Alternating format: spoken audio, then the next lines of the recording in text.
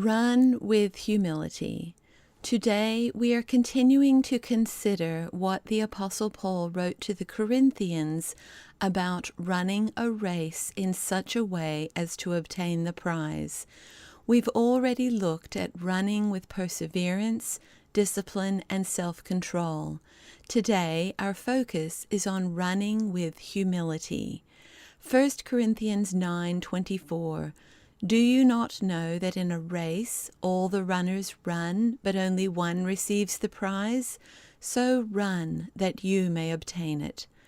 Humility is defined as a modest opinion or estimate of one's own importance or rank.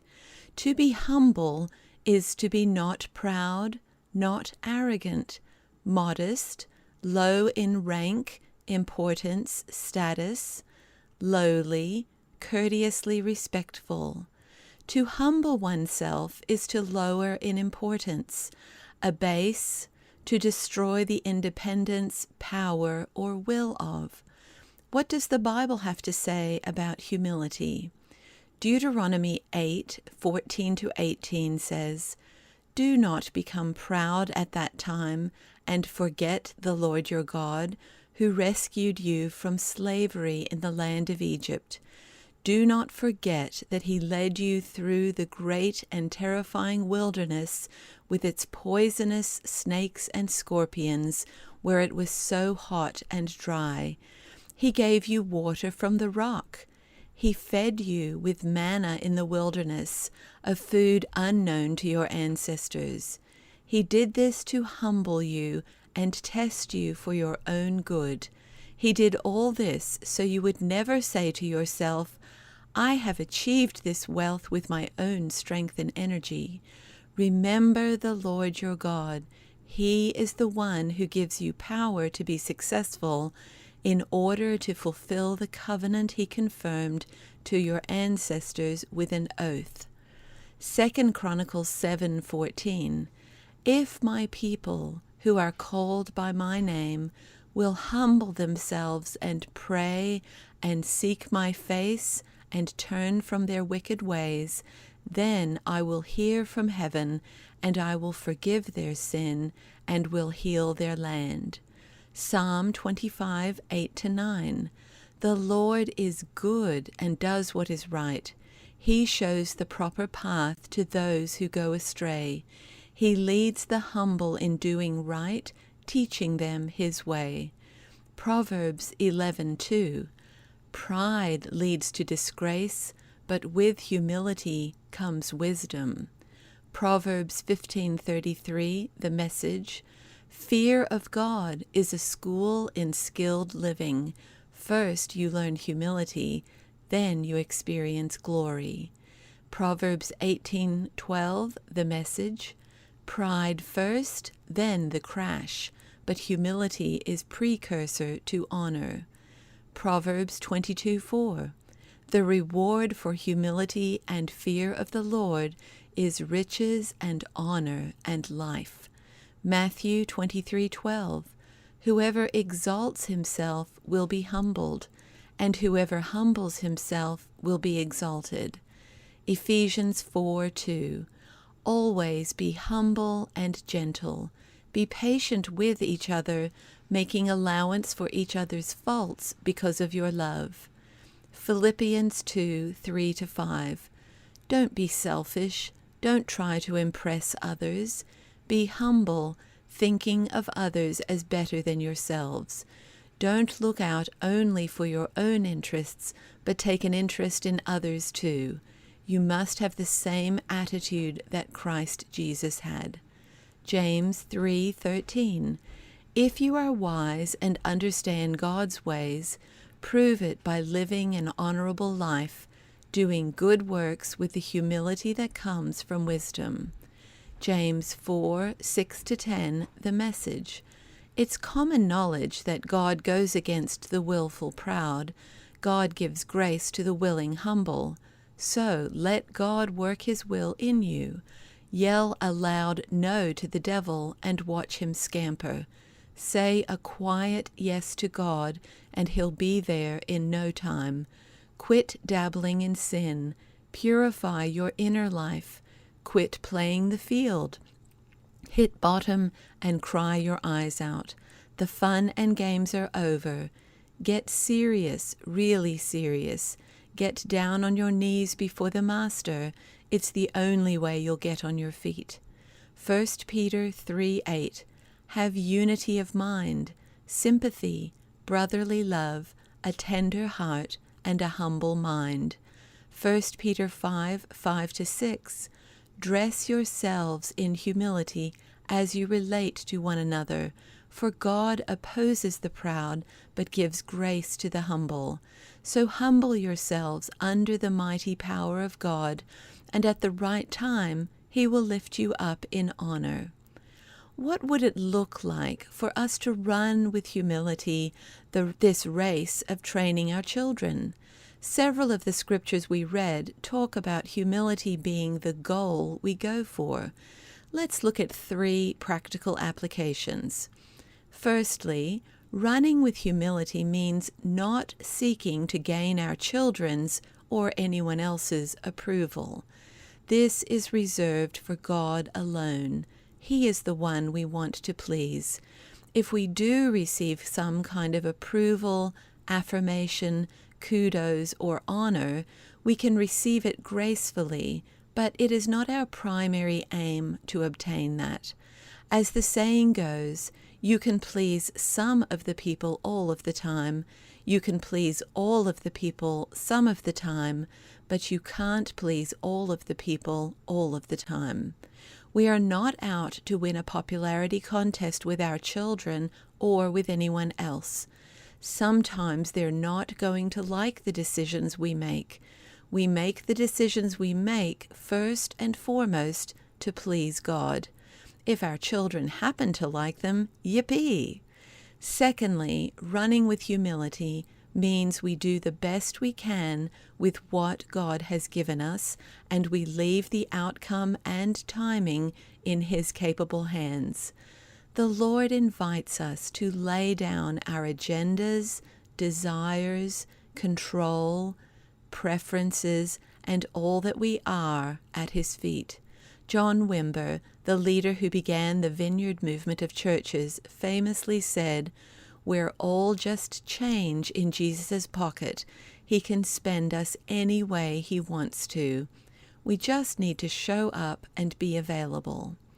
Thirdly, running with humility means understanding that if we choose not to humble ourselves, then we will, without a doubt, be humbled. I was deeply impacted at a prayer conference in the early 2000s by a Ugandan pastor who likened God's desire for us to be completely His to a server offering us a choice at a restaurant. How would you like your transformation? Through desperation or through devastation? This is not a threat, but a description of how life works. 1 John 2:16 in the Message says, "Practically everything that goes on in the world, wanting your own way, wanting everything for yourself, wanting to appear important, has nothing to do with the Father. It just isolates you from Him." God gives grace to the humble. Running with pride means climbing the pedestals in life, going after our own way, wanting everything for ourselves or wanting to appear important. The problem with pedestals is that we will inevitably fall off of them, or we can lay our lives down as Jesus did in humility and surrender, going after God's way, wanting what He wants, loving as He loves. We can trust God to do with us what He wants, when He wants. We can trust Him to give us what we need when He knows we need it. He is good. I found this excerpt in an article in Runner's World.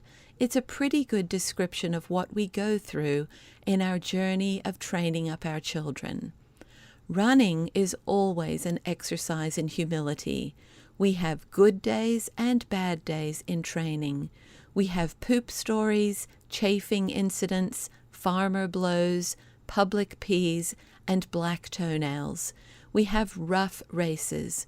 We fall and get banged up.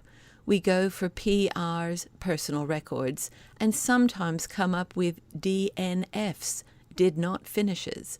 We suffer injuries and combat aging. We dust off and try again.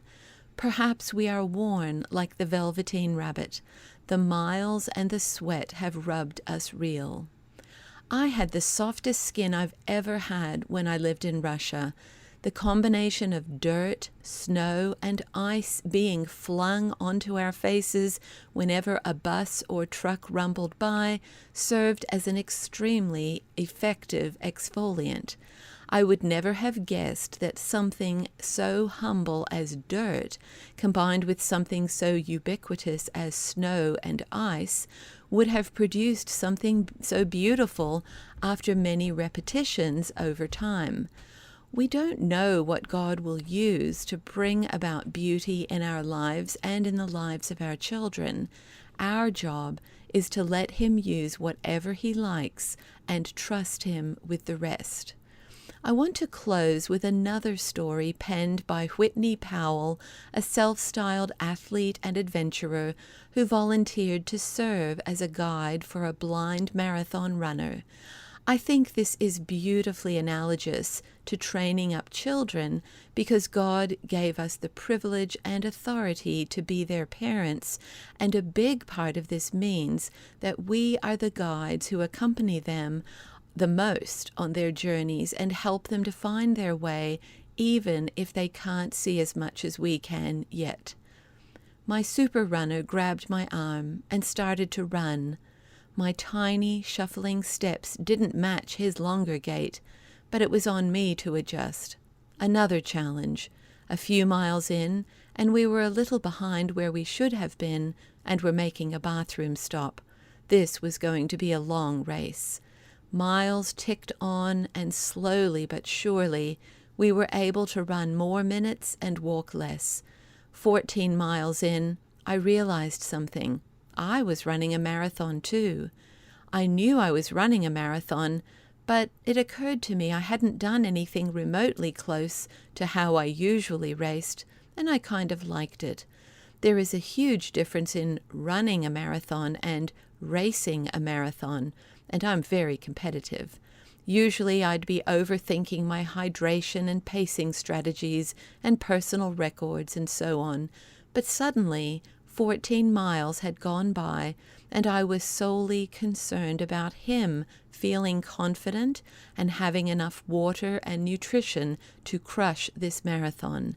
A manhole in a road can be devastating to a blind runner, so my attention to every crack in the road and the distance between us and the people around us was so acute it sucked every bit of attention and brain power I had. As we crossed the finish line, I couldn't help but be a little frustrated that we didn't make it under 6 hours at 6 hours and 6 minutes. Running a marathon is never easy, but I have to admit, I gained a new respect for people that are out there running longer. I was really tired. I watched a woman put a medal around his neck and thought about what he said to me about 1K before the finish line, that he was so grateful for me being there with him to help him finish, and I was doing a great job being a guide. I almost cried. My whole attitude changed, and I knew I had been incredibly selfish in my goals and motivations for this marathon before we started. I was thinking about my needs and goals and wanting to bring him along for the ride. I hadn't thought about myself at all during the race and had spent every ounce of my being serving him, wanting nothing but for him to be proud of what he'd done and was about to do by running all 7 continents, some of them with me. To be someone's eyes and to be trusted with the task of guiding someone through 26.2 miles of crowded city roads, something we take for granted every single day, was an incredible honor, and I was so ashamed that I had an attitude going up to the starting line. I was honored to be with him as a numberless, chipless runner while he stood in the limelight, and not getting a race shirt didn't take the experience away from me. Think about serving others. What are their needs? Be there for them, and you will absolutely be rewarded in the end.